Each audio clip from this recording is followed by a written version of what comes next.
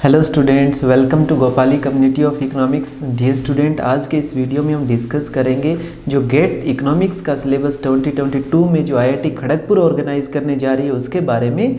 तो मैंने इससे पहले जो पीछे का पेपर है उसको पूरा एनालाइज किया है और आज हम डिस्कस करेंगे सिलेबस को। और आगे आने वाली जो सीरीज है उसके अंदर हम कल आपसे डिस्कस करेंगे कि पेपर क्या रहेगा, पैटर्न क्या रहेगा, और उससे आगे वाले दिन हम बहुत सारे जो previous year question paper economics का पिछली बार हुआ था उसके बहुत सारे क्वेश्चंस हैं उसको भी हम डिटेल में डिस्कस करेंगे। और उसके साथ में मैं आपसे इस सीरीज से रिलेटेड, सिलेबस से रिलेटेड टॉपिक वाइज क्वेश्चंस भी, एमसीक्यूज भी वीडियो के अंदर डिस्कस करूंगा कि जैसे एक टॉपिक उठा लिया कॉस्ट बेनिफिट एनालिसिस को, उसकी सारी थ्योरी करेंगे, फिर उससे रिलेटेड एमसीक्यूज करेंगे। तो ऐसे हम ये सीरीज जो है वो रेगुलर, हमारी जो सीरीज है वो लगभग 2 महीने हम कॉन्टिन्यूसली चलाएंगे।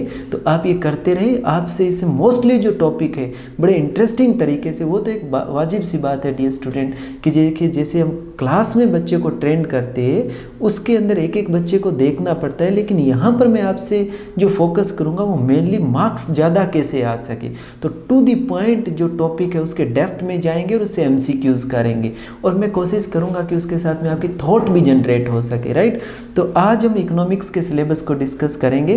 तो देखिए, एक बात मैं और कहना चाहता हूँ डियर स्टूडेंट, आप जानते हैं कि गेट जो है वो इंजीनियरिंग के अंदर जो कुछ स्टेट हैं वो डायरेक्ट रिक्रूटमेंट करते हैं गवर्नमेंट पोस्ट के ऊपर। जैसे पीछे हरियाणा में एसडीओज लेने थे तो उनको गेट स्कोर पे डायरेक्ट लिया। तो इकोनॉमिक्स के जो भी स्टूडेंट थे वो गेट और जेम जरूर अपना क्वालिफाई करें, जिन्होंने ग्रेजुएशन फाइनल ईयर में है या जो मास्टर कर रहे हैं या कर चुके हो, क्योंकि आगे आने वाले पीरियड के अंदर इकोनॉमिक्स से रिलेटेड जैसे स्टैटिस्टिकल असिस्टेंट, डीएसओ की कोई पोस्ट आती है तो मेरे को ऐसा लगता है कि वो डायरेक्ट गेट के बेस पे ही रिक्रूटमेंट होगी, राइट। अब तो देखिए, अगर हम बात करें, आपको पता है एक तो जनरल एप्टीट्यूड आता है, तो आज मैं जनरल एप्टीट्यूड पे बात नहीं करूंगा, ना ही मैं आप रीजनिंग एंड कॉम्प्रिहेंसिव पे बात करूंगा। मैं बेसिकली आज बात करूंगा इकोनॉमिक्स के सिलेबस के ऊपर। यहाँ से आपके 10 क्वेश्चंस आते हैं, ये हम कल के वीडियो में डिस्कस करेंगे। कॉम्प्रिहेंसिव और रीजनिंग से आपके 15 क्वेश्चंस आते हैं, इसमें भी हम कल डिस्कस करेंगे। आज हम डिस्कस करते हैं इकोनॉमिक्स के सिलेबस पे। देखिए स्टूडेंट, इकोनॉमिक्स का जो सिलेबस है वो आपका बहुत बेसिक सिलेबस है, यानी जो नेट के लेवल का सिलेबस है उससे कम सिलेबस है ये। लेकिन इसके अंदर क्या है कि जो क्वेश्चंस का पैटर्न होता है वो बहुत छोटे कंसेप्ट में मैथमेटिक्स से जोड़ के पूछते हैं। जैसे कि मैं एग्जांपल देता हूँ आपको कि आप ये पढ़ लेते हैं कि यहाँ पर मार्केट जो है सक्सेस हो गई, ये इक्विलिब्रियम प्राइस और क्वांटिटी आ गई, अगर टैक्स लगा दिया जाता है तो बताइए ये वाला डेडवेट लॉस की वैल्यू क्या होगी, उसको मैथमेटिकली बताना है। तो डियर स्टूडेंट, मेरे कहने का मीनिंग, उनके कंसेप्ट बहुत बेसिक होते हैं लेकिन उसको बेसिक मैथमेटिक्स के साथ वो पूछते हैं। तो यहाँ से आप माइक्रो का अगर सिलेबस देखोगे तो बहुत इजी सी सिलेबस है। एक आपका कंज्यूमर थ्योरी है, एक प्रोड्यूसर थ्योरी है, फिर डिस्ट्रीब्यूशन थ्योरी है, फिर उसके ऊपर वेलफेयर क्राइटेरिया है। बेसिकली 4 सेक्शन में हम उसको बांट सकते हैं।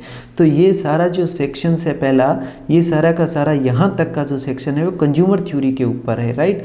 इसके बाद का जो कंसेप्ट है वो बेसिकली यहाँ तक आप देख सकते हैं कि फर्म थ्योरी के ऊपर है, यहाँ तक का फैक्टर प्राइस डिस्ट्रीब्यूशन, ये आपका जो है वो बेसिकली यहाँ तक से लेकर के ये वाला जो सिलेबस है वो फर्म थ्योरी के बाद में। और इसके बाद का जो है वो वेलफेयर क्राइटेरियाज भी है, जैसे डबल क्राइटेरिया, हिक्स कैल्डर का हम पढ़ते हैं, क्लासिकल वेलफेयर क्राइटेरिया है, ब्रग्सन का क्राइटेरिया है, वो क्राइटेरियाज उसके अंदर है, और जनरल इक्विलिब्रियम है। तो बेसिक जो है वो यहाँ से है, लेकिन हमें इसको थोड़ा सा मैथमेटिकली, बेसिक मैथमेटिकली मोल्डिंग रखेंगे, राइट।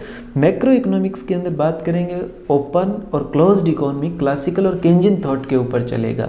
तो हम डियर स्टूडेंट क्लासिकल और केंजियन, जब हम केंजियन पढ़ेंगे तो C + I + G पढ़ेंगे, तो C पे सारी कंजप्शन हाइपोथेसिस पढ़ लेंगे, G पे सारी फिस्कल पॉलिसीज मल्टीप्लायर्स हो जाएगा, I पे ISLM हो जाएगा। I का जब दूसरी साइड उठाएंगे हम तो वहाँ से ग्रोथ मॉडल स्टार्ट हो जाएंगे।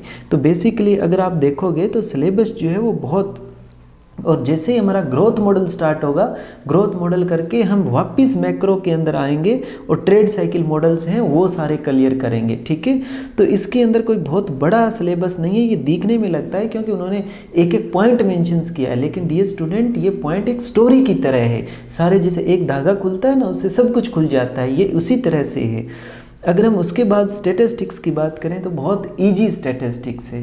डियर स्टूडेंट, स्टैटिस्टिक्स में मैं जनरली क्लास में बच्चों को बोलता हूँ कि स्टैटिस्टिक्स में बेसिकली ऑब्जर्वेशंस की बड़ी इंपॉर्टेंस है, क्योंकि देखिए स्टैटिस्टिक्स जो आपसे गेट में पूछा जाएगा वो तो एक बेसिक स्टैटिस्टिक्स होता है, लेकिन उसको पढ़ते टाइम आप अगर माइंड में ऑब्जर्वेशन नहीं रखते हैं तो स्टैटिस्टिक्स आपके लाइफ में नहीं आता है, इसलिए बार बार पढ़ना पड़ता है। मैं एक एग्जांपल देता हूँ कि मैं जनरल बोलता हूँ क्लास में कि जो मीन है वो दीवाने की तरह है। जैसे दीवाना होता है वो सबको घूम घूम के बताता है, लेकिन उसके हाथ में लास्ट में कुछ भी नहीं आता है, आपको मालूम है। तो इसी तरह मीन जो होता है वो स्टैटिस्टिक्स में सबके बारे में बताता है, लेकिन वो खुद कुछ भी नहीं होता। जैसे एक दिन स्कूल के अंदर 2 बच्चे आए, दूसरे दिन 3 बच्चे आए, तो एवरेज कितने बच्चे आए? 2.5 बच्चे आए। तो अब 2.5 बच्चे आएंगे क्या? प्रैक्टिकली नहीं, लेकिन वो इन्फॉर्मेशन दे रहा है कि हाँ 2 के नियर अबाउट यहाँ बच्चे आते हैं। तो एक ऑब्जर्वेशन से और इंटरेस्टिंग तरीके से अगर आप स्टैटिस्टिक्स पढ़ते हो तो मेरे को लगता है डियर स्टूडेंट कि इकोनॉमिक्स, स्टैटिस्टिक्स और हिस्ट्री ये और इंटरनेशनल रिलेशंस, ये 4 सब्जेक्ट मिल करके इस ब्यूटीफुल सब्जेक्ट को ऐसा रूप देते हैं कि आपको लगता है कि हमने अगर लाइफ में इकोनॉमिक्स से मास्टरी या ग्रेजुएशन ना की होती तो हमारी लाइफ अधूरी रहती। फिर हम उसके बाद में इंटरनेशनल इकोनॉमिक्स है, तो हमारा पढ़ने का जो सीक्वेंस रहेगा माइक्रो, मैक्रो, इंटरनेशनल, उसके बाद ग्रोथ, और उसके बाद में मैं आपको स्टैटिस्टिक्स और ये पोर्शन करवाऊंगा। क्यों? माइक्रो मैक्रो जैसे ही क्लियर होगी तो उसके जस्ट 1 हफ्ते में ये पूरी की पूरी आईटी 1 हफ्ते के अंदर कवर हो जाती है बच्चे, ठीक है। तो बहुत इजी सारा डिस्कशन से इसके अंदर है। उसके बाद में जैसे ही हम माइक्रो भी पढ़ेंगे तो माइक्रो के साथ पब्लिक इकोनॉमिक्स यानी मार्केट फेलियर के साथ इसको पढ़ लिया जाएगा, राइट। तो इसमें भी कोई बहुत ज़्यादा नहीं है। इंडियन बजट के बारे में है, बजट कैसे फॉर्मुलेट होता है, डेट कैसे उतारा जा सकता है, राइट। बेसिकली वही सब कुछ डिस्कशन किया हुआ है। Chaos theorem, cost benefit analysis, तो हम जैसे क्योस थ्योरम उठाएंगे उसके मैथमेटिकल, पहले मैं आपसे क्योस थ्योरम पे डिस्कस करूँगा, फिर मैथमेटिकल क्वेश्चंस करवाऊँगा, राइट। ऐसे डेवलपमेंट इकोनॉमिक्स है। डेवलपमेंट इकोनॉमिक्स में बेसिक क्लासिकल मॉडल है, उसके बाद में इनोवेशंस मॉडल है, फिर रोस्टो का मॉडल है, balanced unbalanced, big push, Rodan Rosenstein का मॉडल है।